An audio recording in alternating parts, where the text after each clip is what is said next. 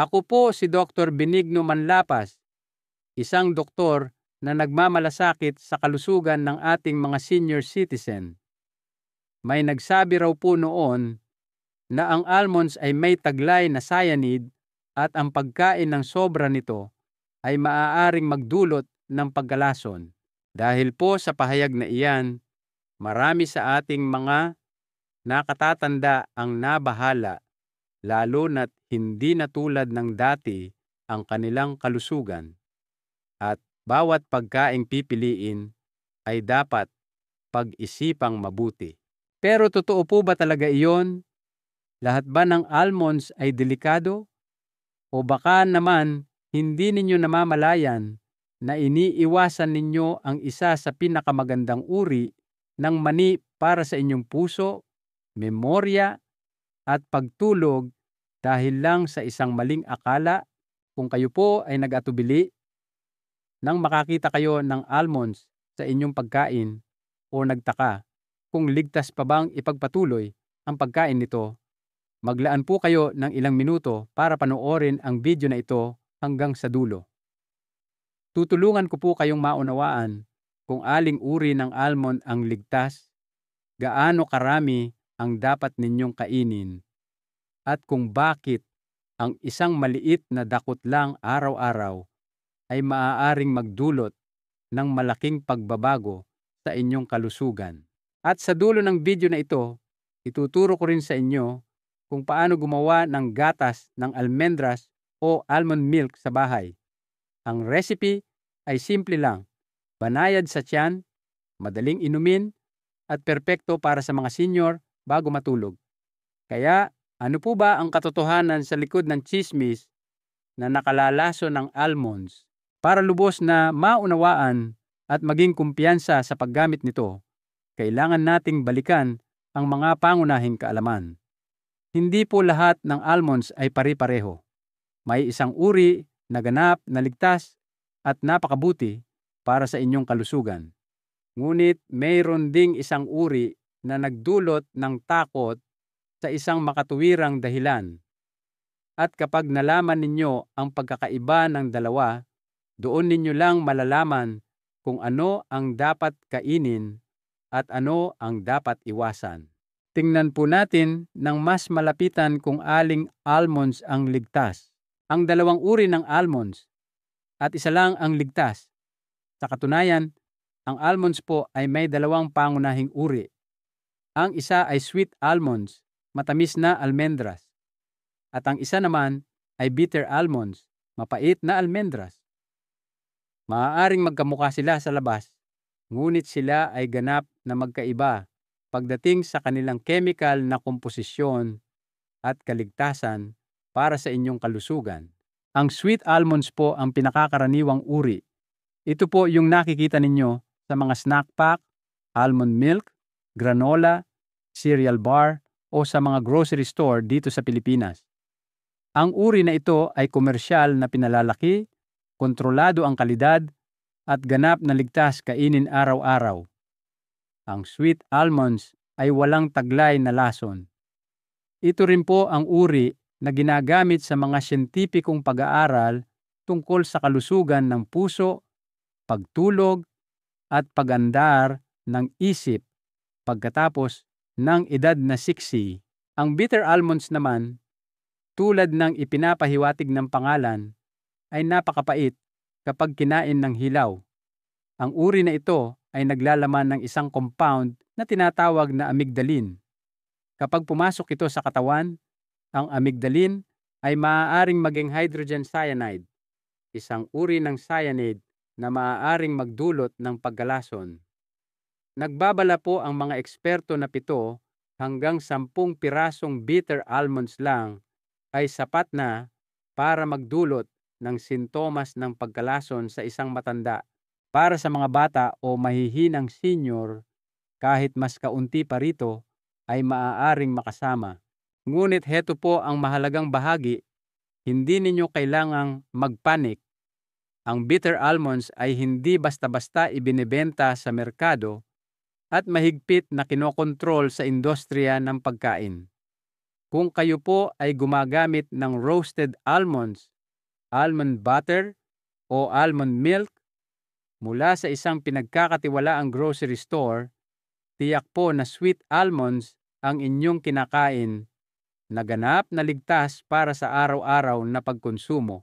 Marami pong senior ang nakaligtaan ang mga kamangha-manghang benepisyo ng almonds dahil lang sa isang maliit na hindi pagkakaunawaan. Ngayong alam na ninyo ang pagkakaiba, maaari na kayong maging mas kumpiyansa.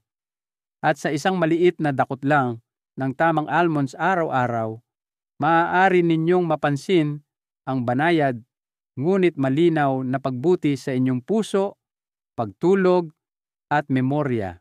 Ngayong panatag na kayo sa kaligtasan ng sweet almonds, ang susunod na dapat ninyong malaman ay kung bakit ang maliit na nut na ito ay lalong inirerekomenda ng mga nutrition expert para sa mga taong higit sa 60 taong gulang.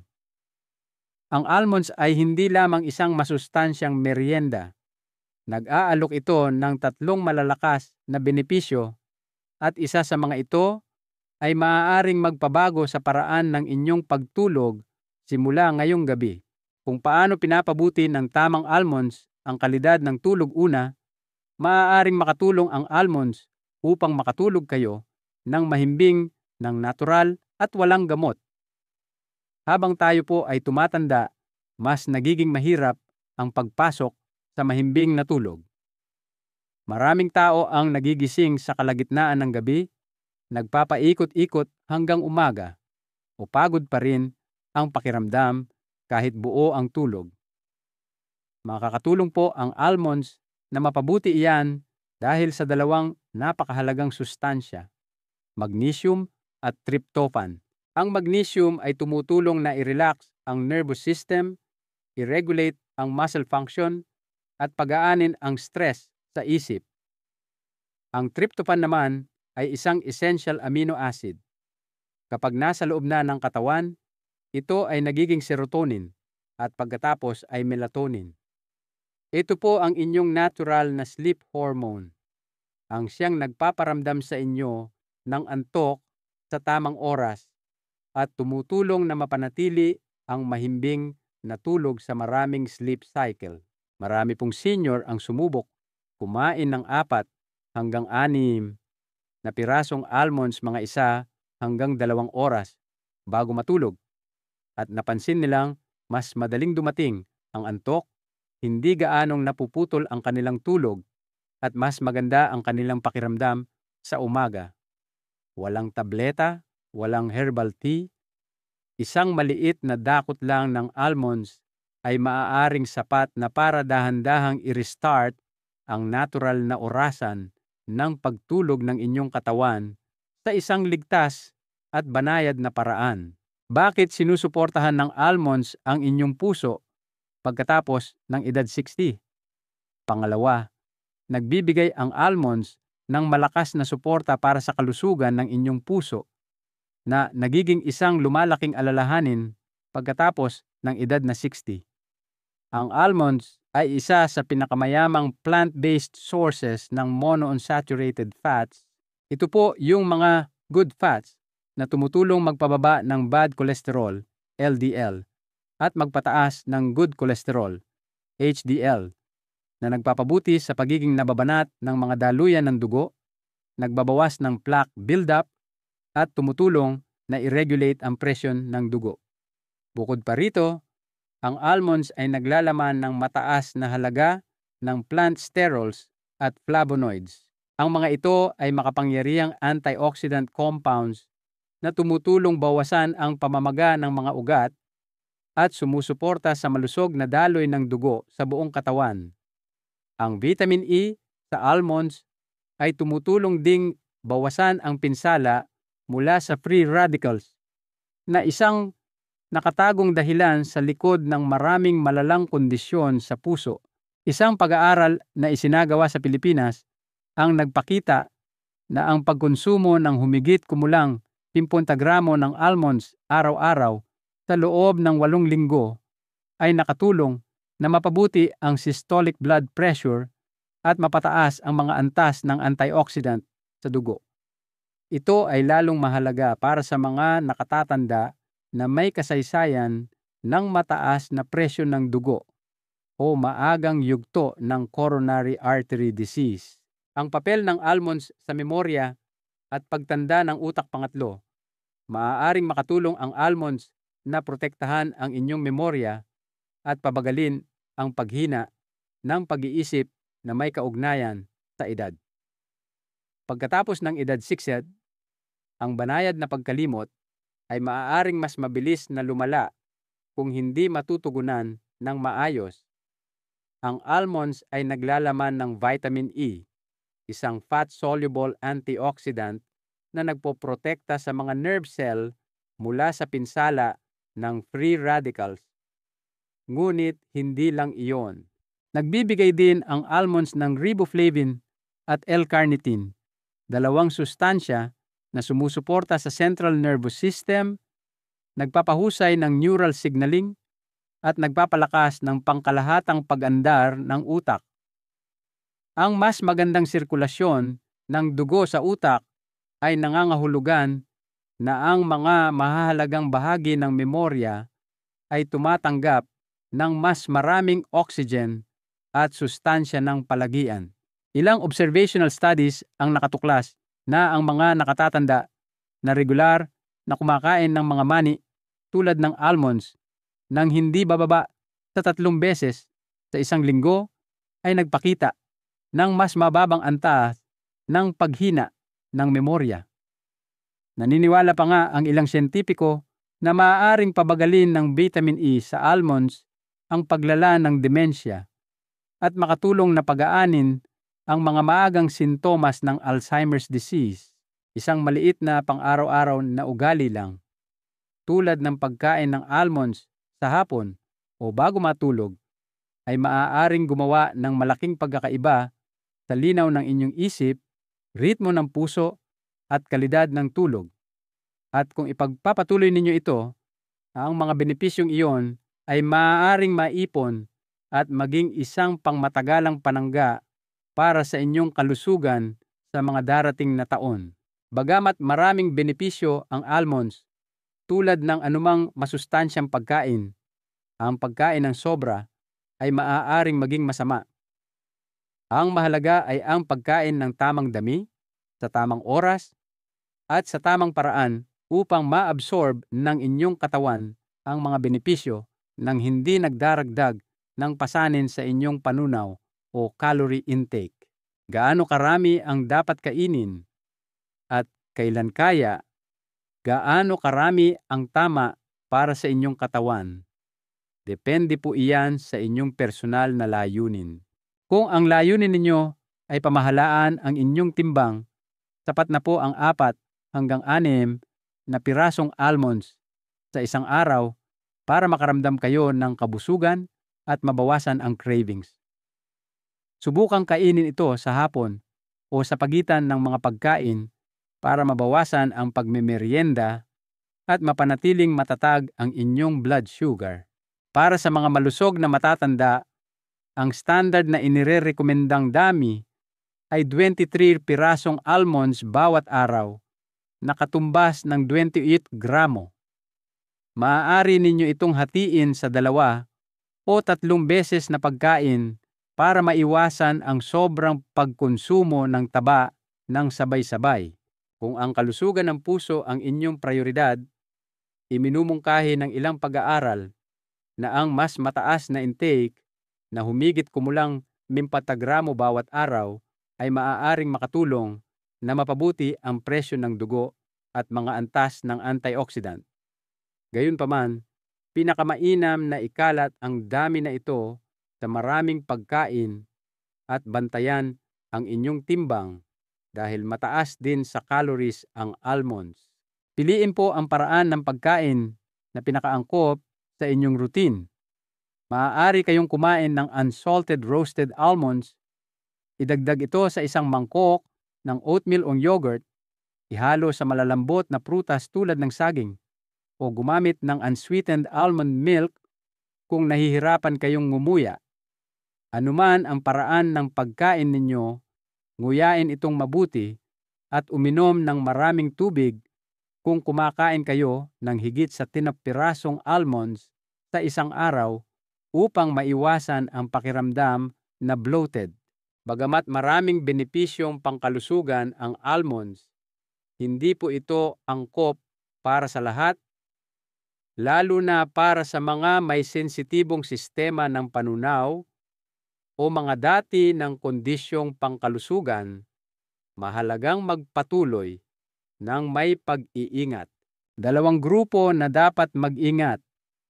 Narito po ang 2 sitwasyon na dapat ninyong tandaan bago idagdag ang almonds sa inyong pang-araw-araw na dieta. Ayon sa mga nutrition expert, sinumang may kasaysayan ng nut allergies ay dapat naganap na iwasan ang almonds. Kung nakaranas na po kayo ng mga reaksyon tulad ng makating lalamunan, pantal sa balat, baradong ilong, namamagang labi, o hirap sa paghinga pagkatapos kumain ng kasoy, walnuts, macadamia nuts, o anumang produktong gawa sa mani, malaki ang tsansa na maaaring allergic din kayo sa almonds. Sa kasong iyon, hindi lamang buong almonds, kundi pati na rin ang almond milk, almond flour, at mga produktong mula sa almonds ay dapat alisin sa inyong dieta. Ang mga nakatatanda na nahihirapan ngumuya o lumunok ay kailangang maging maingat. Ang buong almonds ay maaaring maliit, ngunit maaari itong magdulot ng panganib na mabulunan kung hindi ngunguyain ng maigi, lalo na kung masyadong mabilis ang pagkain o walang sapat na laway. Para sa mga senior, mga nagpapagaling mula sa sakit, o mga bata, isang mas ligtas na opsyon ay ang paggamit ng unsweetened almond milk, pinong giniling na almonds, o maninipis na hiwa ng almonds na inihalo sa malalambot na pagkain. Ang pinakamahalaga po ay hindi kung gaano karaming almonds ang inyong kinakain, kundi kung kaya itong i-absorb ng inyong katawan ng banayad at ligtas. Kung nahihirapan po kayong ngumuya ng buong mani, o kung mas gusto ninyo lang ng isang mas banayad na paraan upang tamasahin ang almonds sa gabi, mayroong isang opsyon na madaling gawin at napakaganda para sa pagtulog: ang homemade almond milk. Walang dagdag na asukal, walang preservatives, at hindi ito kumakain ng maraming oras. Higit sa lahat, ito ay isang paraan para ma-absorb ng inyong katawan ang lahat ng magnesium at sustansya mula sa almonds nang hindi pinapahirapan ang inyong digestive system. Paano gumawa ng gatas ng almendras o almond milk sa bahay? Ngayon, ituturo ko po sa inyo kung paano gumawa ng almond milk sa bahay. Isang makinis at masustansyang inumin na banayad sa tiyan at sumusuporta sa mas mahimbing na tulog. Para gumawa ng almond milk gamit ang blender, ibabad lang ang kalahating tasa ng hilaw na almonds sa maligamgam na tubig sa loob ng 8 hanggang 12 oras o magdamag. Pagkatapos, banlawan itong mabuti at alisin ang mga balat kung nais ninyo para mas madali itong matunaw. Ilagay ang mga almonds sa blender kasama ang 2 hanggang 3 tasa ng filtered water at i-blend sa loob ng 1 hanggang 2 minuto hanggang sa maging pino. Gumamit ng isang manipis na tela, katsa, o nut milk bag para ihiwalay ang gatas mula sa sapal. Kung gusto ninyong magdagdag ng lasa, maaari kayong magsama ng 1 pirasong datiles, date, 1 kurot ng cinnamon, o ilang patak ng pure vanilla extract. Kung mayroon po kayong slow juicer, mas madali pa. Pagkatapos ibabad at banlawan ang almonds, dahan-dahan itong ilagay kasama ang tubig gamit ang ratio na isang bahagi ng almonds sa 4 na bahagi ng tubig. Automatikong ihihiwalay ng makina ang gatas at sapal, kaya hindi na kailangang salain muli. Ang natirang sapal ay maaaring gamitin sa lugaw, baking, o ihalo sa oatmeal. Pinakamasarap po ang almond milk kapag inihain ng maligamgam sa gabi, 1 hanggang 2 oras bago matulog. Kahit isang maliit na tasa lang ay sapat na para magbigay ng magnesium, i-relax ang inyong mga kalamnan, pakalmahin ang inyong mga nerbiyos, at tulungan ang inyong katawan na gumawa ng melatonin. Kung madalas po kayong magising sa gabi o nahihirapan sa mababaw na tulog, ito ay maaaring isang natural, banayad, at madaling solusyon na nasa inyong sariling kusina. Aral na mapupulot at huling panawagan. Walang pagkain na perpekto para sa lahat, ngunit laging may mga opsyon na babagay kung nauunawaan natin ang ating mga katawan at pinipili ang tamang paraan ng paggamit sa mga ito. Ganoon din po sa almonds. Kapag tunay ninyong naunawaan ang nut na ito, malalaman ninyo na ang kailangan ninyo ay hindi ang tuluyang pag-iwas dito, kundi ang muling pagsisimula sa paraang balanse at may intensyon. Hindi lahat ng mani ay masama at hindi lahat ay kailangang lumayo sa almonds. Hanggat pinipili ninyo ang tamang uri at kinakain ang tamang dami, ang almonds ay maaaring maging isang maliit ngunit mahalagang bahagi ng inyong pang-araw-araw na gawain para sa kalusugan. Mula sa mas mahimbing na pagtulog hanggang sa mas malakas na puso at mas malinaw na memorya araw-araw. Ngayong gabi, magsimula po kayo ng dahan-dahan. 4 na pirasong almonds lang o isang maligamgam na tasa ng almond milk na gawa sa inyong sariling kusina. Hindi kailangan ng malalaking pagbabago. Isang maliit na hakbang lang. Pagkatapos, pakinggan ninyo ang inyong katawan sa umaga. Kung may mapansin kayo kahit na pinakamaliit na pagkakaiba, sana po ay bumalik kayo rito at ibahagi ito sa mga komento. Ilang taon na po kayo? Kailan ninyo karaniwang kinakain ang almonds? Sa umaga, tanghali, o gabi? Mag-type po kayo ng ilang salita sa ibaba. At kung nakatulong po ang video na ito na mapanatag ang inyong isipan, ipadala ninyo ito sa isang taong mahalaga sa inyo. Marami pa rin pong nagkakamali sa pag-unawa sa makapangyarihang maliit na nut na ito. Huwag po kalimutang mag-subscribe at i-on ang notifications. Marami pa po akong ihahandang banayad, natural, at epektibong mga solusyon para sa inyo.